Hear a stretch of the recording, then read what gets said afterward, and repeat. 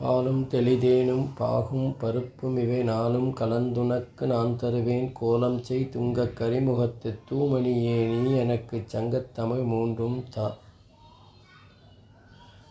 முதல் கடவுள் விநாயகப் பெருமானையும் குலதெய்வம் அங்காள பரமேஸ்வரி அம்மனையும் வேண்டிக் கொண்டு எல்லோருக்கும் எல்லா விதமான நலமும் கிடைக்க பிரார்த்தனை செய்து கொண்டு இன்றைய பதிவிற்குள் செல்லலாம். இன்றைக்கி நம்ம ஒரு வித்தியாசமான பதிவை பார்க்க போகிறோம். அதாவது பிப்ரவரி மாதம் 10ஆம் தேதி மற்றும் 11ஆம் தேதி ஆகிய 2 தினங்கள் மகர ராசியில் ஒரு 6 கிரகங்கள் சஞ்சாரம் செய்ய போகுது. எந்தெந்த கிரகம்னு பார்த்தோன்னா சூரியன், சந்திரன், புதன், குரு, சுக்கிரன், சனி.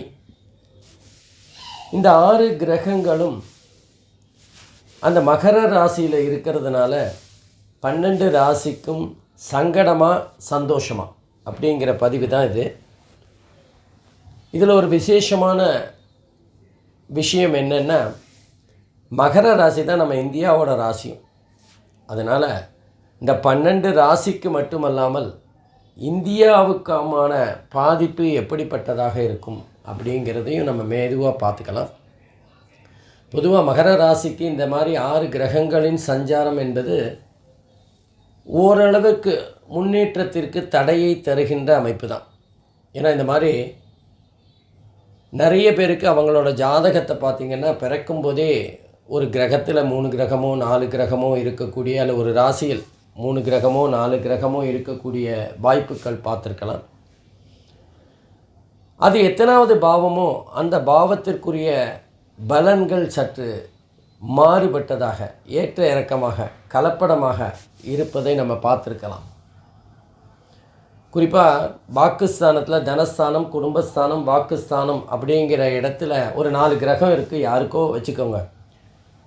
அந்த மாதிரி இருக்கும்போது அவங்களுடைய பண வருமானம் என்பது மாறுபட்டதாக, வேறுபட்டதாக இருக்கும். அடிக்கடி மாறுதற்குரியதாக இருக்கும்.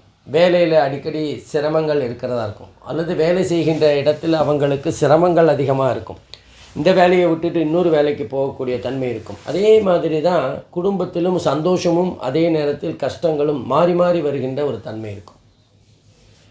அதே மாதிரி ஒரு நாள் ஒரு மாதிரி பேச மாதிரியும், இன்னொரு நாள் கோபமாக பேசுகின்ற மாதிரி மாறி மாறி பேசுகின்ற, அல்லது இந்த மனிதன் இப்படித்தான் அப்படின்னு யாருமே ஒரு வரையறை செய்து கொள்ள முடியாத ஒரு சிரமத்திற்குள்ளாகின்ற தன்மை இருக்கும். அதே மாதிரி தான் இப்போ இந்த மகர ராசியில் 10ஆம் தேதி பிப்ரவரி மற்றும் 11ஆம் தேதி பிப்ரவரி 2 தினங்களும் 6 கிரகங்கள் சஞ்சாரம் செய்ய போகின்றது.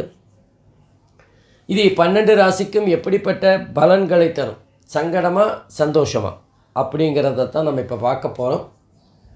பொதுவாக 2-3 கிரகங்கள் இருந்தாலே பிரச்சனை தான். இதில் 6 கிரகம் என்பது கொஞ்சம் எல்லோரையும் குழப்பத்தில் ஆழ்த்துகின்ற ஒரு விஷயந்தான். ஆனால் ஒரு விஷயம், நம்ம ஒரு 5-6 பேர் ஒரு வீட்டில் ஒரு முயற்சி செஞ்சு கொண்டிருக்கிறார்கள், அல்லது ஒரே ஒரு விஷயத்திற்காக 5-6 பேர் மோதிக்கொள்கிறார்கள் என்றால் அது யார் ஜெயிப்பான்னு எல்லாருக்குமே தெரியும். வலிமையானவர்கள் ஜெயிப்பார்கள். இந்த கிரக சஞ்சாரமும் அப்படித்தான். 6 கிரகங்கள் ஒரு ராசியில் சஞ்சாரம் செய்யும்போது கிரக யுத்தம் நிச்சயமாக இருக்கும். அதில் வலிமையுற்றவர்கள் வெற்றி பெறுவார்கள், அது நிச்சயமாக எல்லாருக்கும் தெரியும். ஆனால் அதே நேரத்தில் 12 ராசிக்கும் இந்த மகர ராசியில் சஞ்சாரம் செய்கின்ற 6 கிரகங்கள் எந்த பாவத்திற்குரியது என்பதை பார்க்கணும். அந்த பாவத்திற்குரிய பலன்கள் தான் மாறுபாடாகவும் வேறுபாடாகவும் இருக்கக்கூடிய வாய்ப்புகள் இருக்குது. அதைத்தான் இன்றைக்கி பார்க்க போகிறோம். அந்த நேரத்தில் உதாரணமாக சொல்லணுன்னா, எந்த மாதிரியான சூழ்நிலைகளை நாம் சந்திக்கப் போகிறோம், அதை எப்படி எதிர்கொள்ளணும் அப்படிங்கிறது தான் மிக முக்கியமாக தெரிஞ்சுக்கணும். இந்த 6 கிரக சேர்க்கை என்பது ஒரு காட்டாற்று வெள்ளம் போல். நம்ம ஒரு ஆத்தங்கரையிலையோ அல்லது கடற்கரையிலையோ நீச்சல் தெரிஞ்சவங்க நீச்சல் பண்ணிடலாம். ஏன்னா அந்த தண்ணியோட போக்கு எப்படி இருக்கும் அப்படிங்கிறது எல்லாருக்கும் தெரியும். கடற்கரையாக இருந்தால் அது கரையை நோக்கியும் சிறிது நேரத்திற்கு பிறகு உள்வாங்கக்கூடிய வாய்ப்புகளும் இருக்கும். ஆனால் அதே ஆறாக இருந்தால் ஒரு திசையை நோக்கி பயணம் செய்கின்ற வகையில் இருக்கும். ஆனால் காட்டாற்று வெள்ளம் என்பது கட்டுப்பாடற்ற ஒரு தன்மையைத்தான் காட்டும். அந்த காட்டாற்று வெள்ளத்தில் நம்ம மாட்டின்ட்டோன்னு வச்சுக்கோங்களேன், அப்போ நம்ம என்ன பண்ணணும்னா எந்த விதமான முயற்சியும் செய்யக்கூடாது. எனக்கு தான் நீச்சல் தெரியுமே என்று எதிர்நீச்சல் போடுவதும் தவறு, அதாவது தண்ணியோட போக்கில் நீச்சல் அடிப்பதும் தவறு. அந்த நேரத்தில் நாம் எந்தவித முயற்சியும் செய்யாமல் காட்டாற்று வெள்ளத்தின் போக்கிலேயே நாம் தத்தளித்தாலும் பரவாயில்லை என்று சென்று கொண்டிருந்தால் நிச்சயமாக வெகு விரைவில் ஏதாவது ஒரு கல்லோ அல்லது மரமோ அல்லது ஏதாவது ஒரு வகையில் நம்மை தடுத்து நிறுத்துகின்ற தன்மை ஏற்படும். ஆனால் அதுக்கு எதிராக நீச்சல் செய்தால் நிச்சயமாக நம்முடைய சேதாரம் என்பது அதிகமாகும். அதை போலத்தான் இந்த 6 கிரகங்கள். இந்த 6 கிரகங்களோட பலன் இப்படி தான் இருக்கும், இது இப்படி தான் இருக்கும் அப்படின்னு சொன்னாலும் நம்மளுடைய முயற்சிகளை குறைத்து கொள்ள வேண்டும். அந்த நேரத்தில் புதிய முயற்சிகள் எதுவும் செய்யாமல் இருக்க வேண்டும். அன்றைய தினம் கவனமாக, குறிப்பாக நம்முடைய பேச்சு மற்றும் நம்மளுடைய செயல்பாடுகளை எச்சரிக்கையுடன் ஒவ்வொரு அடியையும் அளந்து வைத்து விட்டோம் என்றால் எந்த விதமான பிரச்சனையும் இருக்காது. சங்கடமாக இருந்தாலும் குறைந்துவிடும், சந்தோஷமாக இருந்தாலும் அதிகரித்துவிடும். இதுதான் இந்த 6 கிரக சேர்க்கை தரப்போகின்ற பலன்கள். அதே மாதிரி நம்ம இன்னொரு விஷயத்தையும் பார்க்கணும். நம்ம இந்த 6 கிரக சேர்க்கை எப்படிப்பட்ட பலன்களை நமக்கு தரும் அப்படிங்கிறத புரிஞ்சுக்கிறதுக்கு ஒரு சின்ன உதாரணம். இப்போ ஒரு முக்கியமான முடிவு எடுக்கணும்.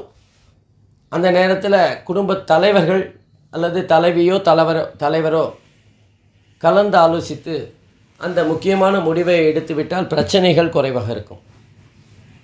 குடும்பத்தில் இருக்கிற எல்லாரையும் கூப்பிட்டு வச்சு, சொந்தக்காரங்க உறவினர்கள் என்று 10 பேரை கூப்பிட்டு வச்சு ஒரு முடிவு எடுக்க ஆரம்பித்தோன்னா அந்த நேரத்தில் 10 வகையான வழிமுறைகள் தான் நமக்கு கிடைக்குமே தவிர ஒரு நிச்சயமான முடிவை எட்டுவது என்பது வெகு சிரமமாக இருக்கும். என்ன ஆகிடும்னா, முடிவெடுக்கிறோமோ இல்லையோ அந்த முடிவுக்கு சம்பந்தமில்லாத பிரச்சனைகள் உருவாவதற்குத்தான் வாய்ப்புகள் அதிகம். உதாரணமாக, குடும்பத்தில் ஒரு 5-6 பேர் இருந்து ஒரு முடிவை எடுக்கிறோம் என்றால் 5-6 அபிப்பிராயங்கள் அங்கே உருவாகக்கூடும். அந்த அபிப்பிராயத்தை நாம் ஒருவர் சொன்னதை நாம் ஏற்றுக்கொள்ளாவிட்டால் அவருடைய மனம் வருந்துகின்ற ஒரு தேவையில்லாத பிரச்சனை, புதிய பிரச்சனை முளைக்கக்கூடும். அது மாதிரி தான் இந்த 6 கிரகங்கள் மகர ராசியில் சஞ்சாரம் செய்யும்போது வெற்றி பெற்ற கிரகம், வலிமையான கிரகம் வெற்றி பெறும்னு சொல்லியாச்சு. உதாரணமாக, சூரியனுடன் நெருக்கத்தில் இருக்கின்ற அனைத்து கிரகங்களுமே தங்களுடைய வலிமையை இழந்துவிடும். ஆனால் அதே நேரத்தில் சூரியனும் சுக்கிரனும் இணைந்தால் சுக்கிரன் சூரியனின் பலத்தை குறைத்துவிடும். மகர ராசியில் குரு நீச்சமாக இருந்தாலும் அவர் சனியுடன் இணைந்த காரணத்தினால் நீச்சபங்க ராஜயோகம் அடைந்திருக்கின்றார். ஆகவே குரு தான் மிக வலிமையாக அந்த மகர ராசியில் இருக்கிற கிரகங்கள் ஒன்று. ஏனென்றால் சூரியன் பகை வீட்டில் இருக்கின்ற காரணத்தினால் வலிமையற்று அல்லது தேவையில்லாமல் தன்னுடைய முடிவுகளை சொல்லாமல் இருந்திருப்பார். சனி தன்னுடைய சொந்த வீட்டில் இருக்கின்ற காரணத்தினால் ஆட்சியாக அந்த இடத்தில் இருப்பார். ஆகவே குருவும் சனியும் தான் அந்த மகர ராசியில் ஆதிக்கம் செலுத்துகின்ற கிரகங்களாக அமைந்துவிடும். ஆனாலும் இந்த மாதிரி குரு சனி 2 கிரகங்களும் ஆதிக்கம் செலுத்துவதை சூரியன் வேடிக்கை பார்ப்பாரா என்று யோசித்தால் அதுவும் இல்லை. ஆகவே சூரியன் தன்னுடைய பங்கிற்கு சில முடிவுகளை அல்லது செயல்பாடுகளை செய்வார். அந்த செயல்பாடுகள் சங்கடமாக மாறக்கூடிய வாய்ப்புகள் இருக்கும். அந்த சங்கடங்களும் சந்தோஷங்களும் ஒவ்வொரு ராசிக்கும் 12 ராசிக்கும் எப்படிப்பட்டதாக இருக்கும் அப்படிங்கிறதான் பார்க்க போகிறோம். இந்த 10, 11 6 கிரகங்கள் இருந்தாலும் பொதுவாக அந்த பொங்கல் ஆரம்பித்ததுலேருந்தே 4 கிரகங்கள் மகர ராசியில் சஞ்சாரம் செஞ்சுட்டுருக்கு. இது ஒன்றும் நமக்கு 2 நாள் பிரச்சனை அல்ல. ஜனவரி, பிப்ரவரி ஆகிய 2 மாதங்களும் மகர ராசியில் 4 கிரகங்கள் சஞ்சாரம் செய்து கொண்டே இருக்கின்றது. 10, 11, 6 கிரகங்கள். அதே நேரத்தில் 30ஆம் தேதியிலேருந்து ஜனவரி மாதம் 30லேருந்து பிப்ரவரி மாதம் 9ஆம் தேதி வரைக்கும் 5 கிரகங்கள் சஞ்சாரம் செய்கிறது. சந்திரனை தவிர மற்ற 5 கிரகங்கள். 10, 11 சந்திரனும் அந்த கூட்டத்தோடு சேர்ந்துக்கிறது. ஆகவே இந்த அமைப்புகள் எப்படிப்பட்ட பலாபலன்களை 12 ராசிக்கும் தரப்போகிறது அப்படிங்கிறத தான் இப்போ பார்க்க போகிறோம். வாங்க நம்ம பதிவுக்குள்ளே போகலாம். அன்பிற்கினிய கும்பராசி என்பர்களே, உங்கள் அனைவருக்கும் என்னுடைய மனமார்ந்த வணக்கங்கள்.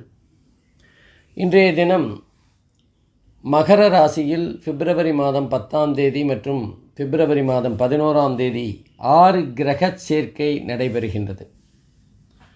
பொதுவாகவே இந்த மகர ராசியில் ஜனவரி, பிப்ரவரி ஆகிய 2 மாதங்களும் குறைந்தது 4 கிரகங்களும் அதிகபட்சமாக 6 கிரகங்களும் சஞ்சாரம் செய்து பலன்களை தரப்போகின்றது. அந்த சஞ்சாரமானது கும்பராசிக்கு 12ஆவது வீட்டில் நடக்கிறது. அப்படி 6 கிரகங்கள் கும்பராசிக்கு 12ல் இருக்கிறது பலமா பாதகமா, சங்கடமா சந்தோஷமா அப்படிங்கிறத தான் இப்போ பார்க்கப்போம். பொதுவாக இந்த மாதிரி அதிகப்படியான கிரகங்கள் ஒரு ராசியில் சஞ்சாரம் செய்கின்ற போது அந்த ராசிக்குரிய அல்லது அந்த பாவகம் தன்னுடைய காரகத்துவத்தை பாதகமாகத்தான் செய்யும் என்பது விதி. அந்த வகையில் 12ஆவது வீடு அப்படிங்கிறது அயன சயன சுகம் மற்றும் விரயஸ்தானம். இந்த 2 இடங்களும் 6 கிரகங்கள் சஞ்சாரம் செய்கின்ற போது எப்படிப்பட்ட பலனை தரும்னு பார்த்தோன்னா, செலவு என்பது கட்டுக்கடங்காமல் போகும் என்பது மட்டுமல்ல, நம்ம ரொம்ப முன்னெச்சரிக்கையாக செலவெல்லாம் கட்டுப்படுத்தணும். நம்ம சிக்கனமாக வாழ்க்கையை நடத்தணும் அப்படிங்கிற குறிக்கோளோடு நம்ம நடந்துனோன்னு வச்சுக்கோங்க. அப்போ எதிர்பாராத வகையில் நம்முடைய பண இழப்பு ஏற்படும். பண விரயம் மட்டுமல்ல, பணத்தை தொலைத்து விடுகின்ற தன்மை இருக்கும். குறிப்பாக இந்த சூதாட்டம் போன்ற விஷயங்கள், லாட்ரி சீட்டு வாங்குறவங்க இவங்கெல்லாம் கொஞ்சம் கேர்ஃபுல்லாக இருக்கணும். அதிகப்படியாக அதாவது மிகப்பெரிய அளவில் பிரச்சனையை ஏற்படுத்துகின்ற அளவுக்கு பணத்தை நீங்கள் இழக்க போகிறீங்க. இந்த சமயத்தில் நீங்கள் ஜனவரி அல்லது பிப்ரவரி மாதம் 2 மாதங்களும் அல்லது குறிப்பாக பிப்ரவரி மாதம் 10 மற்றும் 11ஆவது தினமாகிய காலகட்டத்தில் எந்த விதமான புதிய முயற்சியோ அல்லது பணம் சம்பந்தமான விஷயங்களில், அதாவது வீடு கட்டுறோம் அல்லது ஏதாவது புதிய வாகனம் வாங்கலாம் அப்படிங்கிற முயற்சிகள், இதையெல்லாம் தவிர்ப்பது நல்லது.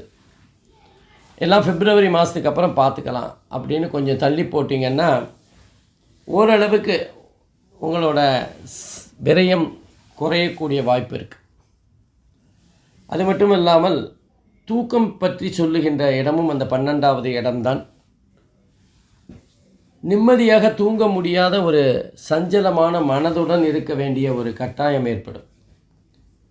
6 கிரகங்கள் சஞ்சாரம் செய்கின்ற காரணத்தினால ஏதேதோ மனசில் எண்ணங்கள் ஓடிக்கொண்டே இருக்கும். நிம்மதியாக தூங்க முடியாது. கவலைகள் மனதை அரித்து கொண்டிருக்கும். பொதுவாக கும்பராசி அன்பர்கள் மற்றவர்களுக்கு உதவிகள் செய்வதில் கை தேர்ந்தவர்கள். 4 பேருக்கு நம்ம ஏதாவது உதவி செய்யணும் அப்படிங்கிற எண்ணம் கொண்டவர்கள். இதில் என்ன ஆகிடும்னா, இவங்களுடைய பலவீனத்தை புரிந்து கொண்டு அந்த நேரத்தில் உறவுகளாகட்டும் அல்லது நட்பாகட்டும் எங்களுக்கு இந்த உதவிகளை செய்யுங்கள் என்று உரிமையுடன் அதே நேரத்தில் அவசரப்படுத்துகின்ற ஒரு தன்மை ஏற்படுகின்ற காரணத்தினால் நமக்கு சம்பந்தமே இல்லாத ஒரு விஷயத்தில் யாருக்கோ நம்ம உதவி பண்ணுறதுக்காக நம்முடைய பட்ஜெட்டில் கொஞ்சம் பணத்தை ஒதுக்க வேண்டிய ஒரு கட்டாயம், நாமளே எங்கள் சோத்துக்கு கஷ்டப்பட்டு இருக்கும்போது இந்த உதவியை எப்படி செய்ய போகிறோமோ என்கின்ற ஒரு கவலை, இந்த உதவி செய்கின்ற தன்மையானது நம்முடைய பணம் விரயமாகுமா அல்லது நம்முடைய அந்த பணம் திரும்பி நமக்கே வருமா என்கின்ற கேள்விக்கு பதில் தெரியாத ஒரு சூழ்நிலை. இந்த விஷயத்தை நம்முடைய குடும்பத்தாரிடம் எப்படி நாம் சொல்லப் போகிறோம்? ஏன்னா பணம் பெரிய அமௌண்ட்டாக இருக்கும்போது குடும்பத்தாரின் சம்மதமும் இருப்பது தானே நல்லது.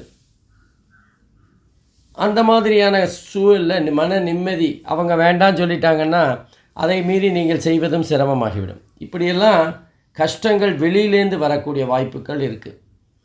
அது மட்டும் இல்லாமல் நம்ம வண்டியை எடுத்துகிட்டு போகும்போது நம்ம திடீர்னு ஓவர் ஸ்பீடுன்னு போலீஸ்காரன் நம்மளை பிடிச்சி நமக்கு அபராதம் போடுகின்ற தன்மை இருக்கும். சரி, பண கஷ்டமாக இருக்கே, கொஞ்சம் 2 நாள் தள்ளி பணம் கட்டலாம் அப்படின்னு வீட்டு வரியோ அல்லது மின்சார வரியோ, நம்ம எலக்ட்ரிசிட்டி சார்ஜஸ், ஹவுஸ் ரெண்ட்டு, இது மாதிரி எதையாவது நாம் கொடுக்க வேண்டிய பணத்தை தாமதம் செய்வதன் மூலமாக சில சங்கடங்களையும் சில விமர்சனங்களையும் கேட்க வேண்டிய ஒரு சூழ்நிலை ஏற்படும். பொதுவாக இந்த 12வது வீடு சம்பந்தப்படுகின்ற காலகட்டத்தில் பண விஷயமாக விரயம் மட்டுமல்லாமல் நம்மளுடைய மரியாதை, புகழ், செல்வம், செல்வாக்கு எல்லாத்தையுமே பாதிக்கின்ற ஒரு தன்மை இருக்கும். இதை விட முக்கியமாக சரி நம்ம வெளியில் தான் நமக்கு கஷ்டம்னு பார்த்திங்கன்னா, வீட்டிலும் கணவன் மனைவி இருவருக்குமான அந்நியோன்யம் சற்று பாதிக்கக்கூடிய தன்மை இருக்கும். குறிப்பாக கணவன் மனைவி இல்லற வாழ்க்கை அல்லது தாம்பத்திய சுகம் பாதிப்படைகின்ற ஒரு தன்மை இருக்கும். சிலருக்கு திடீர்னு கட்டாயமாக வெளியூர் சென்று வர வேண்டிய அலுவல் சம்பந்தமாகவோ அல்லது வேறு ஏதாவது பிரச்சனை காரணமாகவோ திடீரென்று சில நாட்கள் வெளியூருக்கு சென்று வர வேண்டிய ஒரு கட்டாயம் ஏற்படலாம். இதே நேரத்தில் இந்த 12வது வீட்டில் இந்த மாதிரி 6 கிரகங்கள் இருக்கிறதுனால 12வது வீட்டில் சந்திரனும் உட்கார்ந்துருக்கார். அந்த சந்திரன் கடக ராசியையும் பார்க்குறார். அதனால் சிலருக்கு அதிர்ஷ்டம் என்பது கதவை தட்டுவது போல வெளிநாட்டு பயணம் எதிர்பாராமல் அவர்களுக்கு ஏற்படக்கூடிய ஒரு தன்மை இருக்கும். இன்னும் சொல்லப்போனால் இன்னொரு 1 மாதத்தில் நீங்கள் வெளிநாடு போயிட்டு வரணும் அப்படிங்கிற ஒரு கட்டாயமான சூழ்நிலை ஏற்படும். நமக்கு இஷ்டம் இருக்கோ இல்லையோ, நமக்கு அதில் இப்படி அவசரமாக செல்றதில் ஒரு பெரிய நிம்மதி இல்லாத சூழ்நிலை ஏற்படுமே, அதை பற்றியெல்லாம் கவலை இல்லை. ஏதோ ஒரு விதத்தில் நீங்கள் இன்னும் 1 வாரத்துலேயோ அல்லது 10 நாள்லேயோ வெளியூர் போவது போல் வெளிநாடு சென்று வர வேண்டிய ஒரு கட்டாயம். இப்படி ஏதாவது அதிர்ஷ்டம் அடிக்கும், அதே நேரத்தில் சங்கடங்களும் கதவை தட்டும். இதுதான் இந்த 6 கிரகங்கள் 12வது வீட்டில் கும்பராசிக்கு இருக்கின்ற காரணத்தினால் கொடுக்கின்ற பலன்களாக இருக்கும். பொதுவாக நம்ம பார்த்தோன்னா இந்த கும்பராசி என்பர்கள் பொதுவாகவே அவர்கள் கொஞ்சம் ஆக்ரோஷமானவர்கள், அது மட்டுமல்லாமல் தன்னம்பிக்கை நிரம்பியவர்கள். அப்படிப்பட்டவர்கள் இந்த காலகட்டத்தில் ரொம்ப ஹம்பிளாக மற்றவர்களிடம் பணிவாக செயல்படுகின்ற காரணத்தினால் அவர்கள் நம்மை மிகவும் மரியாதை குறைவாக நடத்துகின்ற ஒரு சூழ்நிலை ஏற்படும். நம்ம குனிய குட்டுன்னு சொல்லுவாங்கள்ல, அந்த மாதிரி நம்ம ஏதாவது ஒரு வகையில் ரொம்ப ஹம்பிளாக நடந்துக்கும்போது அவங்க தங்களுடைய குரலை உயர்த்தி நம்மளை மட்டம் தட்டுகின்ற ஒரு தன்மை இருக்கும். அது மட்டும் இல்லாமல் பல விதங்களில் நம்முடைய மன கஷ்டங்களை தாங்க முடியாத ஒரு சூழ்நிலை இருக்கும். வெளியில் சொல்கிறது கூட முடியாது. ஏன்னா சின்ன சின்ன சங்கடங்களாக இருந்தாலும் அந்த சங்கடங்களுக்கு பின்னால் இருக்கின்ற பலவிதமான கஷ்டங்களை பகிர்ந்து கொள்ள முடியாமல் திணறுகின்ற ஒரு சூழ்நிலை இருக்கும்.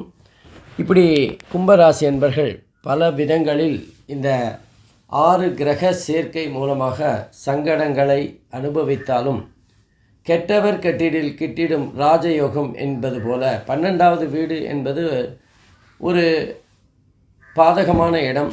அந்த 12வது வீட்டில் பாதகத்தை செய்வதற்காகவே 6 கிரகங்கள் இருக்கின்ற காரணத்தினால் கெட்டவர் கெட்டிடில் கிட்டிடும் ராஜயோகம் என்பது போல சில நல்ல விஷயங்களும் நடக்கும். அதில் தான் ஒன்று இந்த வெளிநாடு சென்று வருவது மற்றும் படிக்கின்ற மாணவர்களுக்கு எதிர்பாராத ஒரு சந்தோஷமான செய்திகள் கிடைக்கலாம், அல்லது அவர்கள் பாடம் சம்பந்தமான சில சந்தோஷமான நிகழ்வுகள் நடக்கலாம். ஏதோ ஒரு வகையில் மாணவர்கள் மிகவும் சந்தோஷமாக பெற்றவர்களிடம் தங்களுடைய வெற்றியை பகிர்ந்து கொள்ளுகின்ற ஒரு தன்மை இருக்கும்.